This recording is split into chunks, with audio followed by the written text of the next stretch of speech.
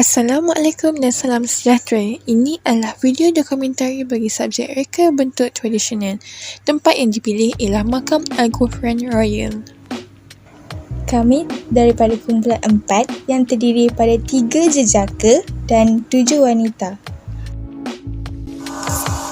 Pengenalan kepada Makam Diraja Bukti Candan atau lebih dikenali sebagai Makam Diraja Al-Ghufran ialah sebuah makam diraja yang terletak di Kuala Kangsar Perak, Darul Rizwan. Makam diraja ini terletak bersebelahan dengan Masjid Ubidiyah atau sebelum ini lebih dikenali sebagai Masjid Negeri Bukti Candan di Jalan Istana Kuala Kangsar Perak, Malaysia. Makam ini dibuka dari pagi sehingga pukul 6 petang sahaja. Rakyat boleh datang untuk melawat atau memberikan penghormatan kepada almarhum Sultan Perak. Seterusnya berkenaan dengan sejarah dan asal-usul. Makam Diraja Kuala Kangsar ini dibina pada tahun 1915. Makam Diraja ini merupakan makam almarhum Sultan Perak. Untuk pengetahuan anda semua, Sultan Perak yang pertama yang dimakamkan di Makam Diraja ini ialah Luka Seri Sultan Idris Mursyidul Azam Shah.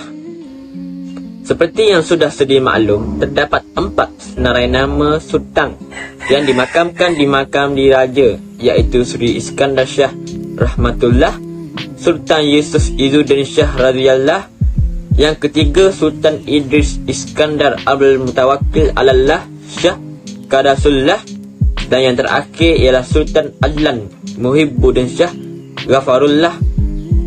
Baginda merupakan sultan yang terbaru yang dimakamkan di Makam Diraja.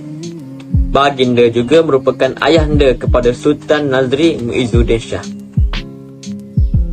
Berdasarkan apa yang diceritakan oleh Haji Makta tentang kepercayaan makam tersebut adalah terdapatnya satu batu nisan di dalam masjid yang berdekatan dengan makam tersebut. Berdasarkan ceritanya, batu tersebut adalah batu peringatan untuk Sultan Mansur Shah I yang dikatakan baginda gaib di dalam masjid tersebut semasa khutbah Jumaat dan menjadi tanda tanya kerana tiada siapa pun yang melihat ke mana baginda pergi atau menghilang. Rakyat pada masa tersebut mencari baginda, tetapi tidak ditemui kerana telah lama baginda hilang. Maka rakyat telah pun menganggap baginda telah mangkat. Haji Makta menceritakan lagi, katanya orang dahulu meletakkan batu nisan tersebut sebagai tanda peringatan kepada baginda kerana pada masa tersebut makam diraja masih belum dibina. Batu nisan tersebut telah menyebabkan orang di kawasan itu telah menganggap masjid tersebut sebagai masjid keramat. Walaupun cerita ini tidak berlaku di dalam makam tersebut, tetapi ianya berkaitan kerana masjid tersebut berdekatan dengan makam dan kerana cerita tersebut menyebabkan tempat itu sering dikunjungi oleh orang ramai, tidak kira dari luar ataupun dalam negara. Reka bentuk untuk makam diraja ini mempunyai pengaruh seni bina Monggol dan menyerupai seakan-akan Taj Mahal di India. Reka bentuk nisan yang terdapat di makam tersebut terdapat persamaan dengan batu-batu yang ada di Aceh. Pada abad ke-20, Sultan Idris I sehingga Sultan Idris II menggunakan batu nisan yang memotifkan barat pada masa tersebut. Hanya Sultan Muzaffar Shah sahaja yang menggunakan batu bermotifkan Aceh. Batu-batu tersebut ada setengahnya diambil daripada Aceh, kerana itulah batu-batu ini kelihatan sangat mahal dan cantik untuk membina makam-makam Sultan Perak. Seterusnya ialah fungsi dan kegunaan utama Makam Al-Ghufran. Fungsi dan kegunaan utama Makam Al-Ghufran ini ialah ditubuhkan adalah untuk memberikan penghormatan kepada Sultan Perak yang telah mangkat serta untuk mengingati jasa-jasa mereka dalam membangunkan negeri Perak dan Rizwan. Rakyat jelata juga dibenarkan masuk dalam makam untuk menziarahi makam baginda Sultan Negeri Perak bagi tujuan memberikan penghormatan. Makam diraja ini juga terletak berdekatan dengan istana rasmi negeri Perak dan Rizwan, iaitu Istana Iskandariah di Kuala Kangsar. Oleh itu, jika rakyat yang datang untuk melihat makam mereka juga boleh melihat keindahan Istana Iskandariah tersebut yang terletaknya di tengah-tengah bandar Kuala Kangsar tersebut. Oleh itu, mereka juga turut berkesempatan untuk melihat banyak lagi bangunan-bangunan sejarah yang terdapat di kawasan sekitarnya seperti Istana Kenangan dan Masjid Budiah.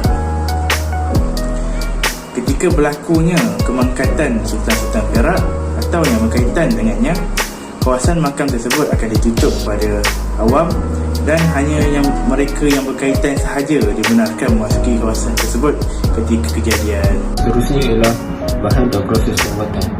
Yang pertama, bagi Al-Ghufran Royal Mausoleum Kawasan Perak, bahan yang digunakan untuk membuat makam diraja ini banyak menggunakan batu. Seni ukiran yang digunakan untuk makam diraja ini ialah menggunakan seni ukiran Islam.